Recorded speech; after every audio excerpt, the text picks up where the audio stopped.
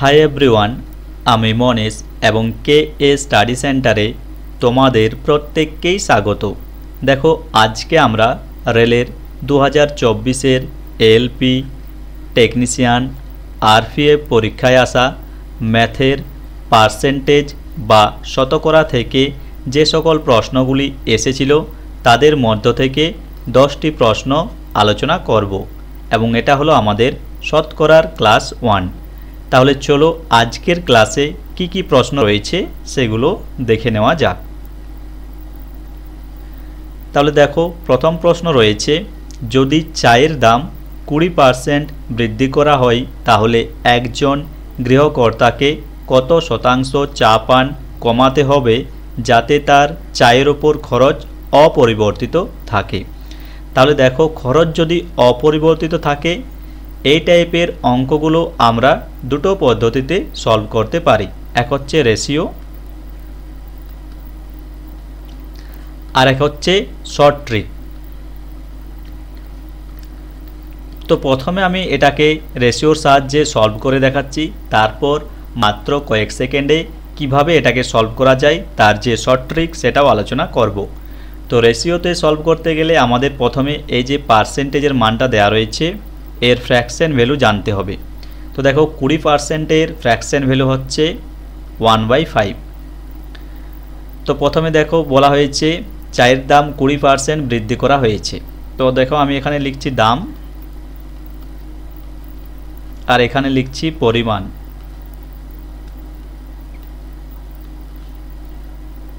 এবং শেষে আমাদের লিখতে হবে খরচ। নিচে লিখছি খরচ। তো দেখো, দাম 20% বৃদ্ধি করা হয়েছে। তাহলে প্রথমে দাম ছিল 5 টাকা, সেটা এখন 1 টাকা বেড়েছে, এখন দাম হয়েছে 6 টাকা। তাহলে পরিমাণ কি হবে? খরচ যদি অপরিবর্তিত থাকে সেক্ষেত্রে আমাদের দাম এবং পরিমাণ ব্যস্ত সম্পর্কে থাকে। তাহলে দামের যে অনুপাত পরিমাণের ক্ষেত্রে সে অনুপাতটা কিন্তু পাল্টে যাবে। দামের অনুপাত হচ্ছে 5:6, তাহলে পরিমাণের অনুপাত হবে 6:5। তাহলে দেখো, খরচ আমাদের উভয় ক্ষেত্রে কিন্তু সেম থাকবে। যখন প্রশ্নে আমাদের খরচ সেম থাকবে তখন আমাদের দামের সাথে পরিমাণের ব্যস্ত সম্পর্ক হবে। তাই দেখো, দামের অনুপাত হচ্ছে 5:6, তাহলে আমাদের খরচের এই পরিমাণের অনুপাত হবে 6:5। তাহলে দেখো, এখন আমাদের পরিমাণ কত কমেছে? 6 থেকে 5, এটা কিন্তু আমাদের 1 কমেছে। তাহলে দেখো, আমাদের 1 কমেছে, কততে কমেছে? 6-এ কমেছে।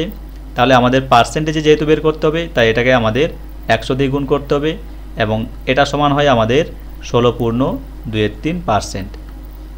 তাহলে দেখো, 1 নম্বর প্রশ্নের উত্তর হচ্ছে অপশন সি। এই প্রশ্নটাকে শর্ট ট্রিকের সাহায্যে কিভাবে সলভ করবে? তো দেখো, আমরা শর্ট ট্রিক তখনই অ্যাপ্লাই করতে পারবো যখন খরচ কিন্তু অপরিবর্তিত লেখা থাকবে বা খরচ সেম থাকবে। তো দেখো, এক্ষেত্রে আমাদের খরচ কিন্তু সেম রয়েছে। শর্ট ট্রিক অ্যাপ্লাই করার জন্য প্রথমে আমাদের যে পার্সেন্টেজের মানটা দেওয়া থাকবে সেটাকে ফ্র্যাকশনে কনভার্ট করতে হবে। তো দেখো, 20% মানে হচ্ছে 1/5। এরপর এখানে যদি বৃদ্ধি লেখা থাকে তাহলে আমাদের প্লাস চিহ্ন দিতে হবে, আর যদি হ্রাস লেখা থাকে সেক্ষেত্রে আমাদের নেগেটিভ চিহ্ন বা মাইনাস চিহ্ন দিতে হবে। এরপর দেখো, শর্ট ট্রিকটা কীভাবে অ্যাপ্লাই করছি। প্রথমে উপরে যেটা থাকবে, উপরে দেখো এখানে 1 রয়েছে, উপরেরটা উপরেই লিখতে হবে, এবং নিচে লেখার জন্য আমাদের এই 5 প্লাস এখানে যে চিহ্নটা থাকবে সেটা প্রয়োগ করতে হবে। তাহলে দেখো, এখানে যেহেতু যোগ চিহ্ন রয়েছে তাহলে 5 + 1 সমান হয় 6। এটাই হচ্ছে আমাদের অ্যান্সার। এবং যেহেতু আমাদের অ্যান্সার পার্সেন্টেজ বের করতে বলা হয়েছে তাই এটাকে আমাদের 100 দিয়ে গুণ করতে হবে, এবং এটা সমান আমরা জানি 16.23%। এটাই হচ্ছে আমাদের অ্যান্সার। তো দেখো, শর্ট ট্রিকটা কীভাবে অ্যাপ্লাই করছি। প্রথমে পার্সেন্টেজের মানটাকে ফ্র্যাকশনে কনভার্ট করলাম, তারপর প্রশ্নে বলা থাকবে হয় বৃদ্ধি বলা থাকবে, না হয় হ্রাস বলা থাকবে। এখানে দেখো বৃদ্ধি বলা হয়েছে তাই আমি এখানে প্লাস চিহ্ন বসালাম। এরপর ট্রিকটা অ্যাপ্লাই করার জন্য উপরে যেটা থাকবে সেটা উপরে লিখতে হবে। নিচে কিভাবে লিখবে?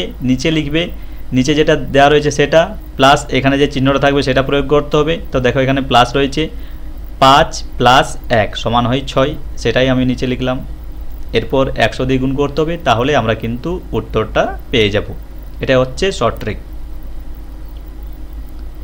এরপর রয়েছে আমাদের 2 নম্বর প্রশ্ন, একটি সিলিন্ডারের ব্যাসার্ধ 20% বৃদ্ধি পেলে এবং উচ্চতা 30% হ্রাস পেলে তার বক্রপৃষ্ঠের ক্ষেত্রফল কত শতাংশ হ্রাস পাবে? তাহলে দেখো এই টাইপের প্রশ্নগুলো আমরা দুটো পদ্ধতিতে সলভ করতে পারি। এক হচ্ছে রেশিও, আর এক হচ্ছে সাকসেসিভ।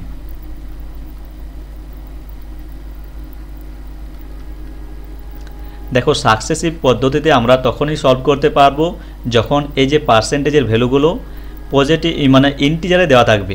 অর্থাৎ দেখো এখানে দেওয়া রয়েছে 20%, 30%, আর যদি ফ্র্যাকশনে দেওয়া থাকে সেক্ষেত্রে আমরা সবসময় কিন্তু এই রেশিও পদ্ধতি অ্যাপ্লাই করব। তো যেহেতু এখানে সিম্পল দেওয়া রয়েছে 20%, 30%, 10% এইভাবে দেওয়া রয়েছে, তাই এখানে আমরা সাকসেসিভও কিন্তু অ্যাপ্লাই করতে পারি। তো দেখো প্রথমে রেশিওতে কিভাবে সলভ করা যায়। রেশিওতে সলভ করতে গেলে আমাদের এই যে পার্সেন্টেজের মানগুলো দেওয়া রয়েছে সেগুলোকে ফ্র্যাকশনে কনভার্ট করতে হবে। তো দেখো 20% মানে হচ্ছে 1/5 এবং 30% মানে হচ্ছে কত, 3/10। তো দেখো প্রথমে রয়েছে ব্যাসার্ধ, আমি লিখছি ব্যাসার্ধ মানে আর লিখছি। প্রথমে ছিল 5, সেটা এখন 1 বৃদ্ধি পেয়েছে অর্থাৎ এখন হয়েছে 6। এরপর রয়েছে দেখো হাইট, এটা প্রথমে ছিল 10, এখন 3 কমেছে, তাহলে এখন হয়েছে 7। তাহলে দেখো ক্ষেত্রফল, এটাকে এ দিয়ে লিখছি, ক্ষেত্রফল এখন হয়েছে 50, আর না এখন আগে ছিল 50, এখন হয়েছে দেখো 42। তাহলে দেখো কত কমেছে, ক্ষেত্রফল কমেছে আমাদের 8। তাহলে দেখো 8 কমেছে, কততে কমেছে, 50-এ কমেছে। তাহলে 100-তে কত কমেছে সেটা আমাদের নির্ণয় করতে হবে। 50 দিয়ে যদি কাটি এটা হবে 2, তাহলে এখান থেকে আমরা পেয়ে যাচ্ছি 16%। তাহলে দেখো এর উত্তর হচ্ছে 16% এবং এটা দেওয়া রয়েছে অপশন সিতে। এরপর সাকসেসিভে কীভাবে করতে পারি। তো দেখো সাকসেসিভের জন্য একটা সূত্র রয়েছে, সেটা হচ্ছে x + y + xy/100, এটা হচ্ছে সাকসেসিভের ফর্মুলা। তো দেখো এটা যদি আমরা অ্যাপ্লাই করি তাহলে মাত্র কয়েক সেকেন্ডে এটা সলভ করতে পারবো। তো দেখো x এর জায়গায় লিখছি 20% বৃদ্ধি তাই প্লাস হবে এটা, এবং 30% হ্রাস তাই এখানে হবে -30, এবং এটা হবে -30 × 20/100। একটি শূন্য এবং এই শূন্যর সাথে এই শূন্য ক্যান্সেল হয়ে যাবে। তো দেখো এখান থেকে পাচ্ছি -10 এবং এখান থেকে পাচ্ছি -6, মোট পাচ্ছি আমরা -16, এবং এই মাইনাসটা হচ্ছে হ্রাসের জন্য। মাইনাস মানে হচ্ছে হ্রাস, এবং এখানে যদি পজিটিভ আসতো সেটা হচ্ছে প্লাস। তাহলে দেখো 16% আমাদের এটা কিন্তু হ্রাস পাবে। এর উত্তর হচ্ছে অপশন সি। এরপর হচ্ছে দেখো 3 নম্বর প্রশ্ন, একটি পরীক্ষায় উত্তীর্ণ হতে হলে একজন শিক্ষার্থীকে সর্বোচ্চ 975 নম্বর পেতে হবে। প্রিয়া 870 নম্বর পেয়েছে এবং 7% পেয়ে তাকে ফেল করা হয়েছে বলে ঘোষণা করা হয়েছে। একজন শিক্ষার্থী পরীক্ষায় সর্বোচ্চ কত নম্বর পেতে পারে? তাহলে দেখো একজন শিক্ষার্থী পরীক্ষায় সর্বোচ্চ 100% নাম্বার পেতে পারে। তো দেখো প্রশ্ন অনুসারে আমাদের 5 নাম্বার, সেটা হচ্ছে 975, এবং প্রিয়া পেয়েছে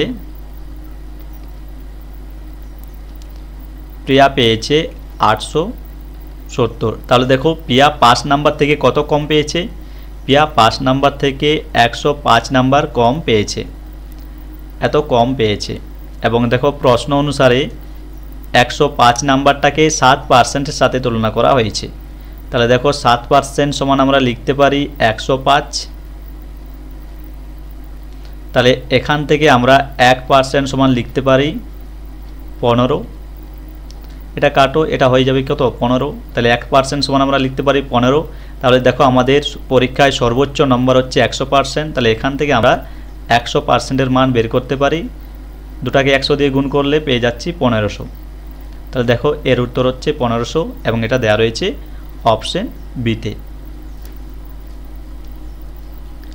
এরপর হচ্ছে দেখো 4 নম্বর প্রশ্ন, ত্রিবেণীর বেতন প্রথমে 16% হ্রাস করা হয়েছিল এবং পরবর্তীতে 25% বৃদ্ধি করা হয়েছিল। তার বেতনের মোট শতাংশ পরিবর্তন ছিল। তাহলে দেখো এই প্রশ্নটা আমরা সাকসেসিভের সাহায্যে সলভ করছি। প্রথমে 16% হ্রাস করা হয়েছে। তাহলে দেখো প্রথমে 16% হ্রাস, তার জন্য একটি মাইনাস লিখলাম, -16। পরবর্তীতে 25% বৃদ্ধি, তাহলে +25। এরপর এখানে যেহেতু মাইনাস প্লাস রয়েছে তাই এখানে মাইনাস হবে এবং এখানে হবে 16 গুণিত 25 এবং নিচে হবে আমাদের 100। 25 দিয়ে যদি 100 কাটি এটা পাবো 4, 4 দিয়ে যদি 16কে কাটি এটা পাবো 4। তো দেখো কি পাচ্ছি, -16 +25 এবং এখানে পাচ্ছি -4। তো দেখো -16 এবং -4 -20, 25 থেকে যদি 20 বিয়োগ করি সেটা পাবো আমরা 5 +5। এটাই হচ্ছে আমাদের অ্যান্সার। তাহলে দেখো 5% বৃদ্ধি পাবে এবং এটা দেওয়া রয়েছে অপশন ডিতে।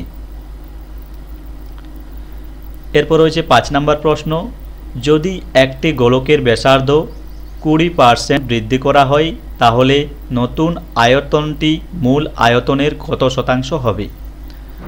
তো দেখো এটা আমরা রেশিও পদ্ধতিতে সলভ করব। তো রেশিও পদ্ধতিতে সলভ করতে গেলে আমাদের এই 20%-এর ফ্র্যাকশন ভ্যালু জানতে হবে এবং এটা সমান হয় 1/5।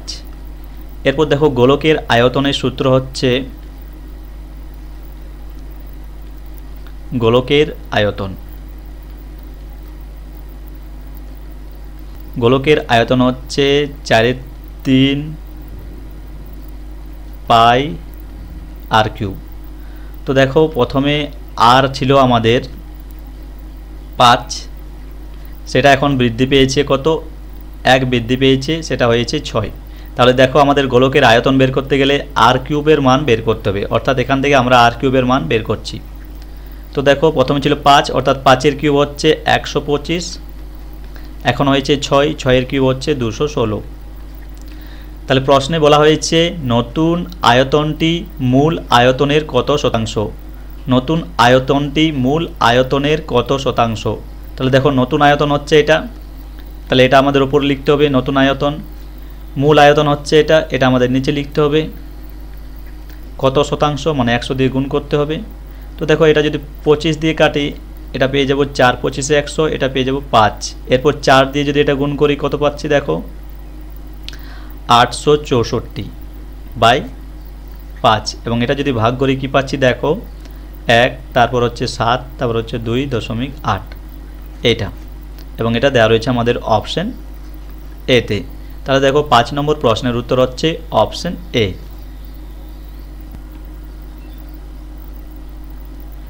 এরপর আমাদের 6 নম্বর প্রশ্ন রয়েছে, অরবিন্দ তার আয়ের 75% ব্যয় করে তার আয় 20% বৃদ্ধি পেয়েছে এবং সে তার ব্যয় 10% বৃদ্ধি করেছে, তার সঞ্চয় বৃদ্ধি পেয়েছে। তাহলে দেখো আমরা জানি আয় সমান কি হয়, আয় সমান দুটো ভাগে ভাগ হয়, একটা হবে ব্যয় আর একটা হবে সঞ্চয়। তাহলে আয় সমান আমরা লিখতে পারি ব্যয় প্লাস সঞ্চয়। তো দেখো অরবিন্দ তার আয়ের 75% ব্যয় করেছে। ধরি অরবিন্দর আয় হচ্ছে 100 টাকা, তাহলে সে 75 টাকা ব্যয় করেছে, তাহলে তাই সঞ্চয় করেছে কত টাকা, 25 টাকা। পরবর্তীতে বলা হয়েছে তার আয় 20% বৃদ্ধি পেয়েছে। তো দেখো এখানে আমি 10 দিয়ে প্রত্যেকটাকে গুণ করছি নিজের সুবিধার জন্য। এরপর দেখো তার আয় 20% বৃদ্ধি পেয়েছে। তো দেখো 1000-এর 20% মানে হচ্ছে 200 টাকা। তো 1000 টাকা এখন বৃদ্ধি পেয়েছে 200 টাকা, তাহলে এখন হয়েছে 1200 টাকা। এরপর দেখো তার ব্যয় 10% বৃদ্ধি পেয়েছে। 750-এর 10% হচ্ছে, এটা হচ্ছে 20% বৃদ্ধি, এটা হচ্ছে 20% বৃদ্ধি, এটা হচ্ছে 10% বৃদ্ধি পেয়েছে। তো দেখো 750-এর 10% মানে শেষ দিক থেকে একটা দশমিক বসাও, তাহলে হচ্ছে 75 টাকা। তাহলে ব্যয় ছিল 750 টাকা, এখন আবার 75 টাকা ব্যয় বৃদ্ধি পেয়েছে, তাহলে এখন হয়েছে এর সাথে যদি 75 যোগ করি কত পাচ্ছি দেখো 5, 2, 8, 825 টাকা পাচ্ছি। তাহলে দেখো তার আয় হচ্ছে 1200 টাকা এবং ব্যয় হচ্ছে 825 টাকা। তাহলে তার সঞ্চয় কত হবে, তার সঞ্চয় হবে দেখো 1200 থেকে যদি 825 আমরা বাদ দিই পেয়ে যাব 375 টাকা। তাহলে দেখো অরবিন্দর আগে সঞ্চয় ছিল 250 টাকা, এখন তার সঞ্চয় হয়েছে 375 টাকা। এখন তার সঞ্চয় কত বৃদ্ধি পেয়েছে, 375 থেকে যদি আমরা 250 বাদ দিই কত পাচ্ছি দেখো শূন্য, না এটা পাবো 5, এটা পাবো 5, এটা পাবো 2 এবং এটা পাবো 1। তাহলে 125 টাকা এখন তার সঞ্চয় বেশি হয়েছে। তাহলে দেখো তার 125 টাকা সঞ্চয় বেশি হয়েছে কততে? 250 টাকায়। তাহলে 100তে কত হয়েছে? এটাই আমাদের অ্যান্সার। তো দেখো এটা যদি আমরা 125কে 2 দিয়ে কাটি পেয়ে যাব 250, এবং 2 দিয়ে যদি 100 কাটি পেয়ে যাব 50। তাহলে তার এখন সঞ্চয় কত বেড়েছে? 50% বেড়েছে, এবং এটা দেওয়া রয়েছে দেখো অপশন এতে। তাহলে 6 নম্বর প্রশ্নের উত্তর হচ্ছে অপশন এ। এরপর রয়েছে 7 নম্বর প্রশ্ন। 2 প্রার্থীর মধ্যে একটি নির্বাচনে একজন মোট বৈধ ভোটের 55% পেয়েছেন এবং 20% ভোট অবৈধ। যদি মোট ভোটের সংখ্যা 7500 হয় তাহলে অন্য প্রার্থীর প্রাপ্ত বৈধ ভোটের সংখ্যা হলো। তো দেখো এই অঙ্কটা দুভাবে করা যায়। প্রথমে আমি সিরিজের সাহায্যে এটা সলভ করছি। তো দেখো এখানে দেওয়া রয়েছে আমাদের, প্রথমে যেটা সলভ করছি সেটা হচ্ছে সিরিজ পদ্ধতি। প্রথমে দেওয়া রয়েছে দেখো মোট ভোটের সংখ্যা হচ্ছে 7500। তো দেখো 7500 এটা হচ্ছে মোট ভোটের সংখ্যা। এর মধ্যে দেখো 20% ভোট অবৈধ, তাহলে নিশ্চয়ই 80% ভোট হচ্ছে বৈধ। তাহলে বৈধ ভোট হচ্ছে আমাদের কত? 80/100। এরপর দেখো একজন প্রার্থী মোট বৈধ ভোটের 55% পেয়েছেন। একজন প্রার্থী যদি 55% পায় তাহলে অপর প্রার্থী নিশ্চয়ই 45% পাবে। একজন যদি 55% পায় তাহলে অপর প্রার্থী নিশ্চয়ই 45% পাবে। তাহলে আমাদের এটাই বের করতে বলা হয়েছে। তাহলে এটা হচ্ছে আমাদের মোট বৈধ ভোট, তার 45% যদি আমরা বার করার চেষ্টা করি সেটা হচ্ছে আমাদের অ্যান্সার। তো দেখো এই দুটো শূন্যর সাথে ক্যান্সেল হবে, এখানে একটা শূন্যর সাথে কেটে যাবে। এটা যদি আমরা 5 দিয়ে কাটি এটা হয়ে যাবে 9, এবং এটা হয়ে যাবে 2 দিয়ে যদি 8কে কাটি এটা হয়ে যাবে 4। তো দেখো আমাদের অ্যান্সার হচ্ছে 75 গুণিত 4 নাম 36, এটাই হচ্ছে আমাদের অ্যান্সার। এটা যদি আমরা গুণ করি কি পাচ্ছি দেখো, 75 36কে গুণ করি 5 চৌক 30, 0 6 7 42 আর 3 হচ্ছে 45, 3 5 15, 5 হাতে রইল 1, 3 7 21 আর 1 22। তো পেয়ে যাচ্ছি 0 0 6 7 3700। না এটা হবে 2, এটা 2 হবে, 2700 হবে। তাহলে দেখো এর উত্তর হবে আমাদের 2700।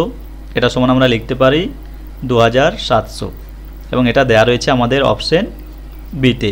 তাহলে দেখো 7 নাম্বার প্রশ্নের উত্তর হচ্ছে অপশন বি। এরপর রয়েছে দেখো 8 নাম্বার প্রশ্ন। যদি এ বি এর চেয়ে 33.13% বেশি আয় করে তাহলে বি এর চেয়ে কম আয় করে। তো দেখো এটা খুব সহজে সলভ করা যায়। 33.13%, এটা মানে আমরা যদি ফ্র্যাকশনে কনভার্ট করি কি পাচ্ছি 1/3। তো দেখো এটা আমি ডাইরেক্ট সলভ করার চেষ্টা করছি। এটা দেখো বেশি বলা হয়েছে, বেশি তার জন্য আমি এখানে একটা প্লাস চিহ্ন দিচ্ছি। এরপর উত্তর কিভাবে করব দেখো, প্রথমে উপর যেটা রয়েছে সেটা লিখলাম, উপরে রয়েছে 1 সেটা লিখলাম, এবং নিচে কি লিখব, নিচে লিখব 3 + 1, নিচে লিখব এটা 4। এটাই হচ্ছে আমাদের অ্যান্সার। আর যেহেতু পার্সেন্টেজে নির্ণয় করতে বলা হয়েছে তাই 100 দিয়ে গুণ করব, এবং এটা হয়ে যাচ্ছে আমাদের 25%, এবং এটা রয়েছে অপশন এ। 8 নম্বর প্রশ্নের উত্তর হচ্ছে অপশন এ। এরপর রয়েছে 9 নম্বর প্রশ্ন। দুটি সংখ্যা যথাক্রমে তৃতীয় সংখ্যার চেয়ে 30% এবং 37% কম। দ্বিতীয় সংখ্যাটি প্রথম সংখ্যার কত শতাংশ? তো দেখো এখানে 3টি সংখ্যার কথা বলা হয়েছে। এটা হলো ধরো 1 নম্বর সংখ্যা, এটা হলো 2 নম্বর সংখ্যা, এবং এটা হচ্ছে 3 নম্বর সংখ্যা। প্রশ্নে কি বলা হয়েছে? দুটি সংখ্যা যথাক্রমে তৃতীয় সংখ্যার চেয়ে 30% এবং 37% কম। তাহলে আমি ধরে নিচ্ছি তৃতীয় সংখ্যা হচ্ছে আমাদের 100, প্রথম সংখ্যা 30% কম মানে প্রথম সংখ্যা হচ্ছে 70, দ্বিতীয় সংখ্যা 37% কম মানে এটা হয়ে যাবে 63। এরপর আমাদের কি বার করতে বলা হয়েছে? দ্বিতীয় সংখ্যা হচ্ছে আমাদের 63, দ্বিতীয় সংখ্যাটি প্রথম সংখ্যার কত শতাংশ, প্রথম সংখ্যা হচ্ছে এটা, কত শতাংশ তার জন্য আমাদের 100 দিয়ে গুণ করতে হবে, একটা শূন্য ক্যান্সেল হয়ে যাবে, 7 দিয়ে যদি এটা কাটে এটা পেয়ে যাবো 9, 9 10 হচ্ছে 90%, এর উত্তর হচ্ছে 90, যেটা রয়েছে আমাদের অপশন বিতে। এরপর রয়েছে দেখো 10 নম্বর প্রশ্ন, সুরেশ তার আয়ের 30% পেট্রোলে এবং বাকি আয়ের 1/4% বাড়ি ভাড়ায় এবং বাকি টাকা খাবারের ব্যয় করে। যদি সে 300 টাকা পেট্রোলে খরচ করে তাহলে তার বাড়ি ভাড়ায় কত খরচ হবে? তো দেখো এটা কিভাবে সলভ করবে। প্রথমে ধরে নিচ্ছি সুরেশের আয় হচ্ছে 100 টাকা, সুরেশের আয় হচ্ছে কত? 100 টাকা। সুরেশ তার আয়ের 30%, তাহলে দেখো এই আয়টার 30% সে পেট্রোলে খরচা করে। 130% মানে হচ্ছে 30 টাকা, এই 30 টাকা সে পেট্রোলে খরচা করছে, কিসে? পেট্রোলে। এবং বাকি থাকছে কত আমাদের? 100 টাকার মধ্যে 30 টাকা পেট্রোলে খরচা করছে, তাহলে বাকি থাকছে আমাদের 70। তো দেখো এরপর বাকি আয়ের 1/4% বাড়ি ভাড়ায় খরচা করে, তাহলে 70-এর 1/4% সে কী করছে? বাড়ি ভাড়ায় খরচা করছে, তার মানে 70 টাকার মধ্যে 17.5 টাকা সে বাড়ি ভাড়ায় খরচা করছে, এটাতে বাড়ি ভাড়ায় খরচা করছে, এটা হচ্ছে তার বাড়ি ভাড়া। তাহলে দেখো সুরেশের কাছে 100 টাকা ছিল, সে তার 30% খরচা করছে পেট্রোলে এবং বাকি হচ্ছে 70 টাকা, 70 টাকার 1/4% অর্থাৎ 17.5 টাকা সে বাড়ি ভাড়ায় খরচা করছে। প্রশ্ন অনুসারে বলা হয়েছে সে 300 টাকা পেট্রোলে খরচ করে এবং আমরা এখানে পেয়েছি 30, তাহলে পেট্রোলের 30 সমানই হচ্ছে 300 টাকা। তাহলে এখান থেকে দেখো আমরা 1 সমান পেয়ে যাচ্ছি 300/30 সমান দেখো 10, এটা পেয়ে যাচ্ছি 10। তাহলে সে বাড়ি ভাড়ায় খরচা করে দেখো এত টাকা, অর্থাৎ এই টাকাটা পাচ্ছি বাড়ি ভাড়ায়। একে যদি আমরা 10 দিয়ে গুণ করি তাহলে আমাদের অ্যান্সার কিন্তু চলে আসবে, 10 দিয়ে গুণ করলে আমরা পেয়ে যাব এটা। তাহলে সে বাড়ি ভাড়ায় খরচ করে 175 টাকা এবং এটা দেওয়া রয়েছে দেখো অপশন বিতে। কীভাবে করলাম অঙ্কটা? প্রথমে ধরে নিলাম সুরেশের কাছে 100 টাকা ছিল, সে পেট্রোলে খরচ করছে 30%, মানে 30 টাকা খরচা করছে পেট্রোলে, বাকি থাকছে 70 টাকা এবং এই 70 টাকার মধ্যে সে 1/4% খরচা করছে বাড়ি ভাড়ার জন্য, অর্থাৎ 17.5 টাকা খরচা করছে বাড়ি ভাড়ার জন্য। প্রশ্ন অনুসারে বলা হয়েছে 300 টাকা সে পেট্রোলে খরচ করে এবং এখানে আমাদের 30 টাকা সে পেট্রোলে খরচ করে, তাহলে 30-এর মানে হচ্ছে 300, এখান থেকে আমরা 1-এর ভ্যালু পেয়ে গেলাম, সেটা হচ্ছে 10। তাহলে সে বাড়ি ভাড়ায় খরচ করে 17.5 টাকা, এখানে আমরা যদি একে 10 দিয়ে গুণ করি তাহলে আমাদের অ্যান্সার চলে আসবে, কারণ 1-এর ভ্যালু হচ্ছে 10, 175 টাকা। তাহলে আজকে এই পর্যন্তই। প্রশ্নগুলো ভালো লাগলে অবশ্যই লাইক, কমেন্ট ও শেয়ার করো এবং এরকম আরও ভিডিও দেখার জন্য অবশ্যই চ্যানেলটিকে সাবস্ক্রাইব করে পাশে থেকো।